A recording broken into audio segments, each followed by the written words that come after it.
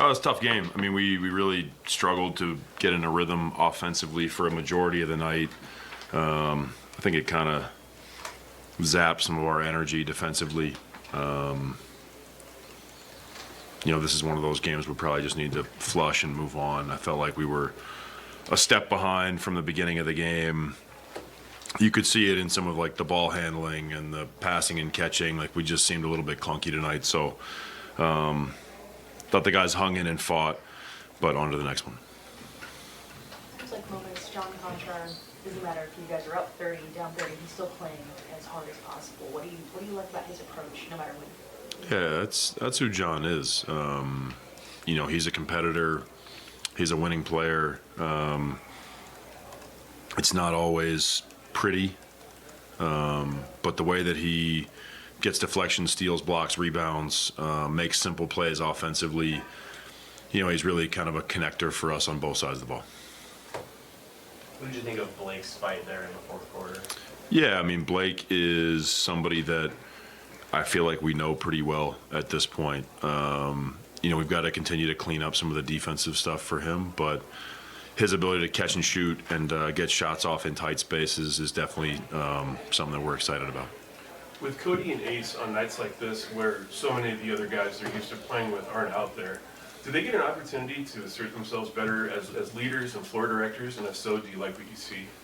Yeah, they get to be more of a focal point in a lot of ways, and I've been really pleased, and we're all very proud of the way that they're handling themselves in those moments. It's an opportunity on nights like this for everybody to take on roles that are maybe a little bit above what they've had in a variety of ways. But the communication piece is definitely one of those. They have a pretty good baseline of knowledge of what we want to do. And so when you're playing with guys that are on a 10-day, like you're way ahead of them. I think they've been really good teammates throughout the season, but it's nice to see this moment where they're more of the giver of some of that information as opposed to taking some of the information from the vets. How critical are these last 9 games in terms of player development? Very. We don't want to waste a single day that we have with these guys. It all adds up. And that's our focus, is to maintain our discipline as it relates to our approach. That's on practice days, that's in their individual workouts, that's in the small group workouts, that's in our film work. We need all of it. And any increment of time that we have with our players is really valuable. How do you feel like it's gone so far this season in terms of development for like players like Ace and Cody and then Isaiah? Yeah, I'm very pleased. I think they've all improved in a bunch of different ways. I think they've shown the ability to learn too, which is very exciting. Sometimes it takes a while for things to be taken from the practice floor and actually implemented in games with success. And I think the 3 guys you mentioned, have really grown on both sides of the ball. It's been a lot of work. It's been, them having to hear the same message over and over again. And there's a monotony to getting better.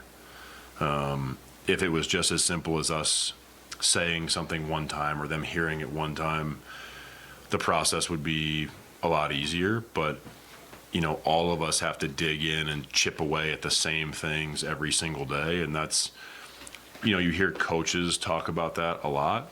Hey, we have to hammer on these things over and over again. But it's not lost on me that for the players, sometimes that monotony can be frustrating. Like, oh, man, I'm working on the same thing over and over and over again. But for it to become a habit that you go to when you're tired and you're going full speed and you're in the middle of the game and you're not necessarily actively thinking, it's more like you're going on recall and instinct, takes a lot of reps.